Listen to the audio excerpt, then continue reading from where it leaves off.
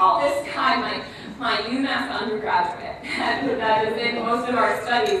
And these guys are unique, right? They're kind of the prime of their life. They're getting a great amount of sleep, and they're also in their great amount of learning. They're in at UMass or one of the local colleges, and they're at their peak for learning. And so we can ask whether this is just a unique state. So other stuff that I'm not going to talk about that we do in our lab is focused on the older adults. So we could look at the UMass alum, and we could say, do the changes in sleep as we age? So as you get older, you get less sleep, which is this line here. And does that change in sleep account for changes in memory? And we can also look at down here, and these are our kids. We can say, well, look how much sleep those kids are getting, and look how much learning they're doing. And are those two things related? And we can say, yes, indeed, they are. Both of these are kind of stories for another day, because I have, only so much time to work with. But feel free to ask me, and I can also hook you up with some of that information where you can ask me some questions now. But just to end, I always think it's such a tease to say, this is why you should sleep, but not give you any suggestions as to how to do it if you're having any problems. So I'm going to give you the 2-minute version of how to sleep better. The one quick point to make is, if you have somebody with disturbed sleep, and then you give them some sort of sleep medication, Ambien or something like that, your sleep does get better. So this is wake after sleep onset. How much are you awake in the middle of the night? Goes down with drugs. However, if you just use sleep hygiene, which is healthy sleep habits, and then you do the same thing, afterwards you get the same benefit.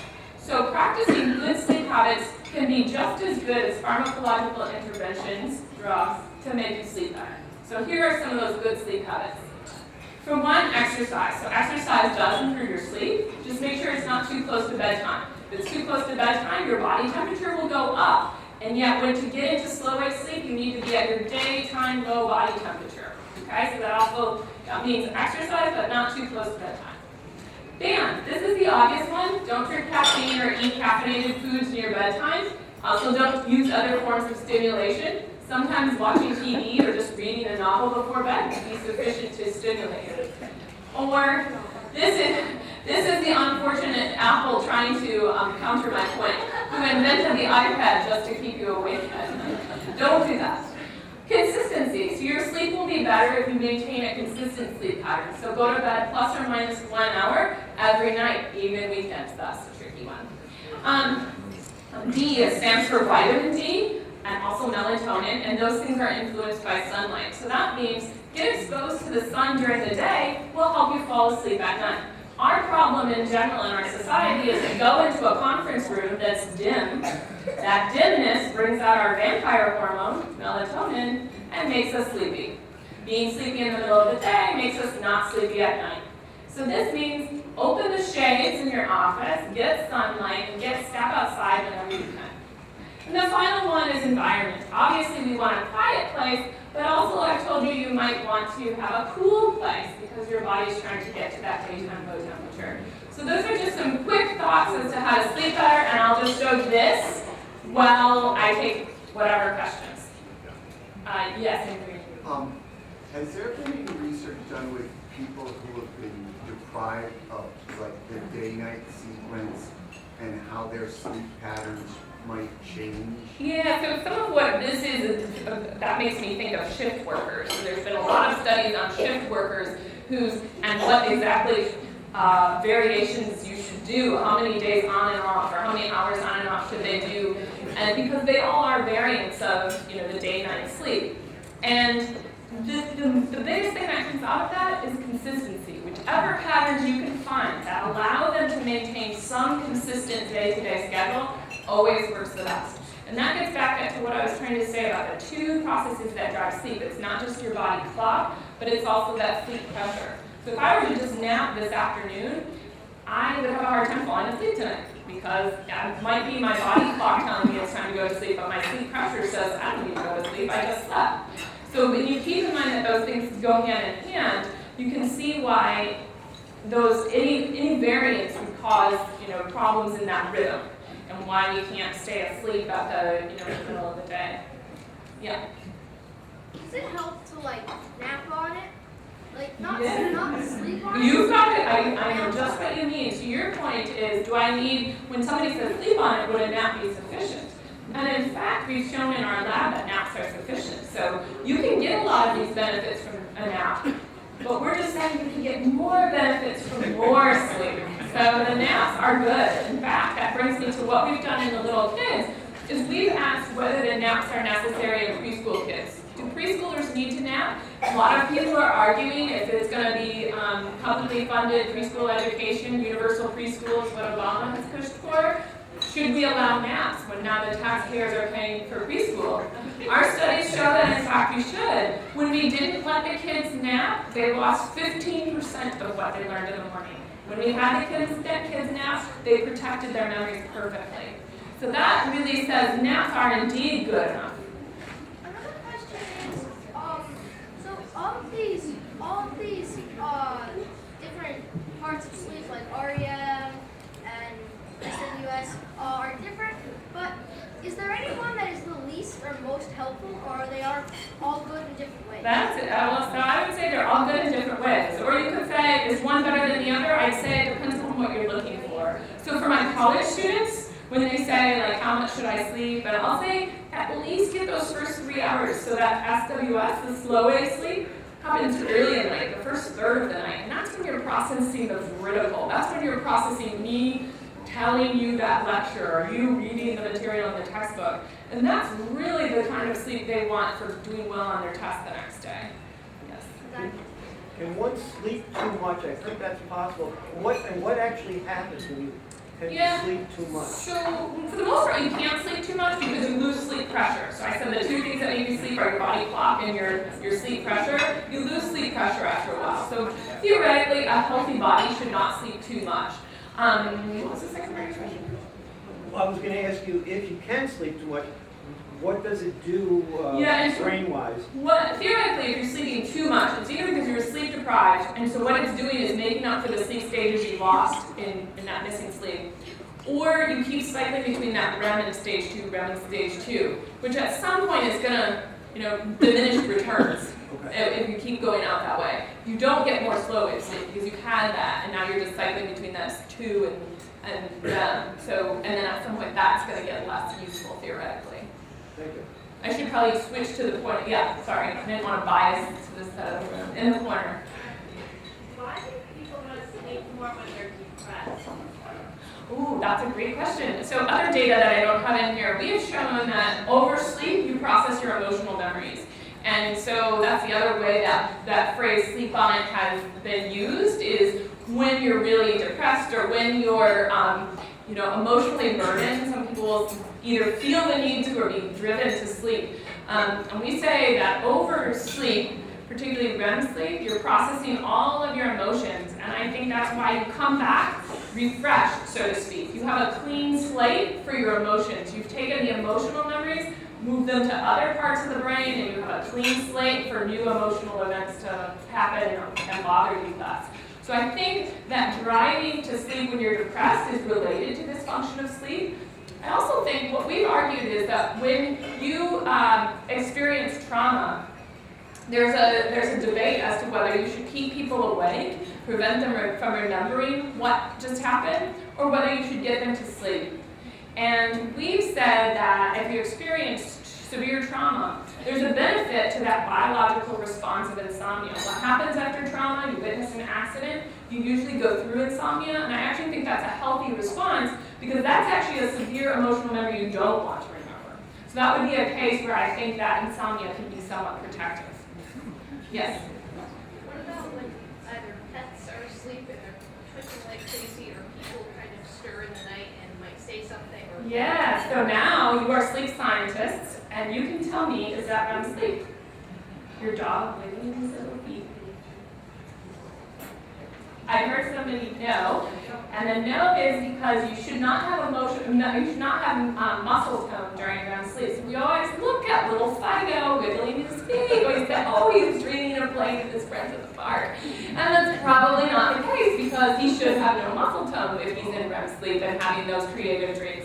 Now he might be having what I'm calling a slow wave sleep dream. That's just that very literal memory of running with his friend at the park, but it's definitely not that REM dream. Now the other thing that you kind of ask about indirectly are some parasomnia. So there's lots of cases of sleep talking, there's sleep walking, there's sleep eating, there's all kinds of fascinating types of parasomnias. Most of those are happening during slow wave sleep because you have muscle tone. So there's a totally different type of parasomnia that happens during REM. That's the REM sleep behavior disorder. For the most part, normal parasomnia, sleepwalking, sleep talking happens really early in the night, and that is slow wave sleep disturbance. Yeah. And in kids, perfectly normal, very common. Don't worry about it. Just keep them safe. If they don't put them in bunk beds, things like that. I see a kid's hand over here, so let me take this little one's question. In the blue dress? Why do younger children say they sleep a lot and then they really say they don't sleep at all and they really sleep a lot? Yeah, well, it's because it's hard to actually know we're sleeping. We're not making a big memory of having been asleep or not. So sometimes we have no idea, even as adults, it's not just kids. As adults, we're very bad at reporting how much we slept. If I woke up and somebody said, oh, how much did you sleep last night? If I didn't have a clock, I'd be very bad at guessing. And that's just because we're not forming memories, we're not looking at clocks, we don't have much reference points, so we're just not good at making memories about that. And our dreams are happening in fast forward, so we can't measure our time in that way either. In yellow? I have two questions. Because one, I was wondering, what is the long-term effect, or how are you affected by, constant being awakened constantly through the night? Not by your own devices, by something else, other external factors. Yep. What is the long-term effect? And the other one is, how does alcohol affect you in your sleep? Because I'm looking at the cognac lab. Yeah. But how does alcohol affect your sleep? I put that implicitly in there, didn't I? Okay, so the first part of the question is frequently fragmented sleep due to whatever. Like I was a mom whose little one woke me up frequently, and what happened? I indeed lost my memory. Thankfully, I don't have much memory of those days, and because it was so sleepless. And those kind of myths are indeed true. Your memory does go down. And when you think of the poor mom putting coffee in the baby bottle and milk in the coffee cup, that's perfectly understandable. So those things do go hand in hand. What's the long-term detriment of it? These things do build up, although to a certain extent. If you take somebody that's long-term sleep deprived and you then let them free sleep, you don't make it up one for one. So that's actually one of those pieces to say, you might never really recover well. There was a great case of a guy called Peter Tripp, and this was a guy in the 50s, before my time, in case you couldn't guess, who was on like American Bandstand or something and decided he was going to live in a glass booth in Times Square and sleep deprive himself for as long as possible. And with that great extent of sleep deprivation, and let me say we are talking like 5 days, so this is extreme sleep deprivation, he started having a lot of the classic symptoms is psychosis. He started picturing spiders crawling on his feet. He thought that his doctors that were monitoring him were like spies trying to read his brain or something like that. And it's interesting, if you follow this guy's story, he actually goes on to divorce his wife and make a lot of bad financial decisions. And so there's cases, he's one of many cases like this that if there were enough of them, we would say there's not statistically enough evidence to say this, but it does seem likely that there's a long-term detriment to that extreme sleep deprivation. So that's just an interesting example, and you can see those things short-term. If you are sleep deprived, what's the first thing that happens? Your body gets really cold, and you do start not thinking clearly. And so we're seeing just the short-term version of what can only get exacerbated over days. Yeah. What do you think about short sleepers and people that are totally functional and run, I think they're just dang lucky. There's a gene for short sleep, and there's likely, that one we've identified, so there's likely also a gene for long sleep. So some people are just lucky and born with a gene that they can theoretically get all of these benefits of sleep out of, say, 5 hours, as opposed to that, theoretical 7 or 8 hours. There's very likely to be a gene that's opposite of that, the 10-hour sleeper, that you need 10 hours to get all of the benefits. We just haven't identified it yet because it's less obvious to us. And the question is, how does that happen? How can they get all of these benefits out of it?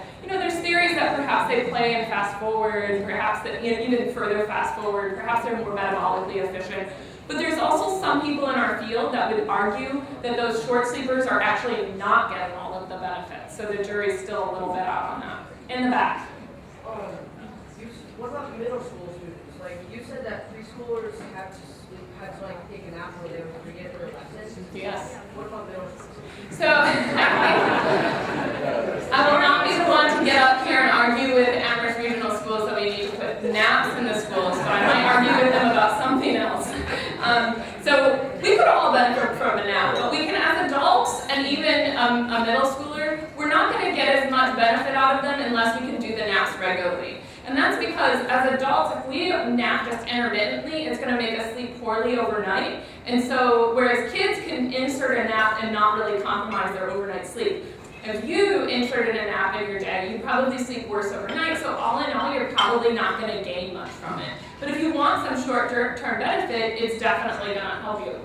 Yeah, I'll save my the delayed school start time vote from conversation for another one. Purple. Well, that's exactly my question related to school, middle school, high school. The argument is the school time is too early, but in effect, if they're getting a proper night's sleep, then whatever time school starts is okay. Is that? That would be true if kids could choose when they could go to sleep, but I told you there's two things that drive sleep. One of them is the biological clock. You have absolutely no control over your biological clock, and over 80% of adolescents have a biological clock that will not allow them to fall asleep before midnight. So when you're fighting with the kid to try to get them to sleep earlier, you're just creating anxiety around sleep. Anxiety around sleep only makes it harder to go to sleep, so then you end up in this battle. And if you consider the fact that a high schooler needs 8.5 to 9 hours of sleep, they can't get to bed before midnight, you can do the math. So. But there's also the kids who are staying up at 3 o'clock because their parents don't know it because they're online. That's a, I mean, there's some things that parents can control, but I'm referring to the things that the parents can't control. I don't want to derail the regular conversation with this. Yes? Causes comas. Okay, so comas are big. I'll have to say first, are comas like sleep? In some ways, comas are like sleep, and you can have a medically induced coma, or you could have a coma that's due to a head injury. The medically induced comas are similar to sleep in terms of what the brain's doing, and the natural comas maybe a little less so, but possibly. And so those are the two things that cause comas, and what kind of sleep is somewhat vague. It doesn't really fit my sleep stages explicitly, so I won't say that it's like any given one. But we do think of it as kind of being like these sleep stages